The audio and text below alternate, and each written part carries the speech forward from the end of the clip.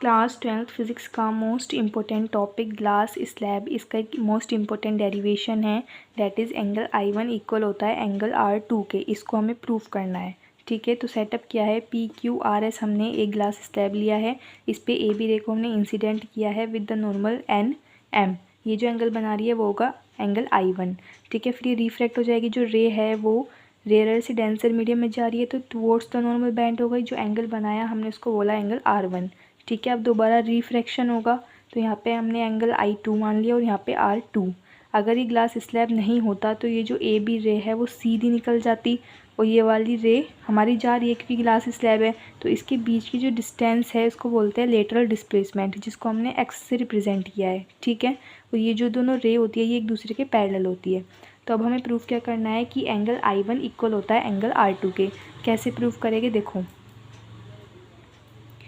PQ वाले interface पर क्या हो रहा है, हमें स्नेल्स लॉ लगाना है इसमें, है ना। देखो एट PQ वाले इंटरफेस पर क्या हो रहा है, स्नेल्स लॉ लगाओ। यहाँ पे क्या होता है, sine of angle of incidence यानी I1 upon sine of angle of refraction R1 equal होगा mu of glass with respect to air, mu of glass with respect to air. ये हो गई हमारी फर्स्ट इक्वेशन, ठीक है। कुछ नहीं किया, सीधा स्नेल्स लॉ लगाया हमने। अब एक और रिफ्रैक्शन हो रहा है हमारा RS इंटरफेस पर, तो एट RS स्नेल्स लॉ लगाओ। यहाँ पे भी क्या आएगा, sine I2 upon sine R2 equal होगा mu of air with respect to glass, air with respect to glass. अब मैं इस चीज़ को कैसे लिख सकती हूँ, 1 upon mu of G with respect to air भी तो लिख सकती हूँ। इस चीज़ को मैंने principle of reversibility of light में डिराइव भी कर रखा है। इसका बहुत इजी सा डेरिवेशन है और इसकी वीडियो मैंने पहले ही अपलोड कर रखी है, आप इसके डेरिवेशन को देख सकते हो। अगर ये इस तरीके से लिखा है तो मैं इसका रेसिप्रोकल करके भी लिख सकती हूँ, ठीक है। तो ये हो गई मेरी सेकंड इक्वेशन, ठीक है। अब हमें क्या करना है, मल्टीप्लाई कर देना है बस, multiply first and second equation.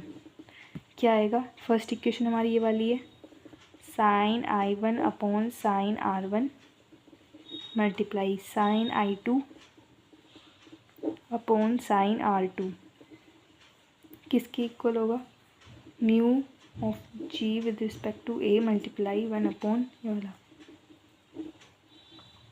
इससे कैंसिल हो जाएगा, 1 बचेगा, ठीक है।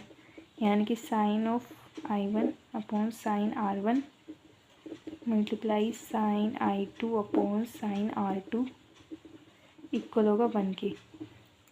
अब इस डायग्राम में देखो PQ और RS पैरेलल है, ये ट्रांसवर्स है, तो एंगल R1 किसके इक्वल होगा, एंगल I2 के इक्वल होगा फ्रॉम डायग्राम। तो जो एंगल R1 है वो किसके इक्वल है, एंगल I2 के, ये हमें पता है। तो मैं I2 की जगह R1 लिख सकती हूँ, लिख दो यहाँ पे sign I1 upon sine R1 multiply I2 की जगह मैंने क्या लिख दिया, R1 upon sine R2 equal 1। Sign R1 से साइन R1 कैंसिल, बचा क्या, sign I1 upon sine R2 equal होगा 1 के। मैं इसको यहाँ पे ले जा सकती हूँ, तो क्या लिखेंगे, साइन I1 इक्वल होगा साइन R2 के। इसका मतलब क्या है कि जो एंगल I1 है वो इक्वल है एंगल R2 के। यही तो हमें प्रूफ करना था कि जो एंगल I1 है वो इक्वल है एंगल R2 के, यानी कि इंसिडेंट रे जिस एंगल से इसके ऊपर ना नॉर्मल के साथ जो एंगल बना रही थी उसी एंगल से ये इमर्ज हो जाएगी ग्लास स्लैब के बाहर, यानी कि I1 इक्वल होगा R2 के। यही तो हमें प्रूफ करना था।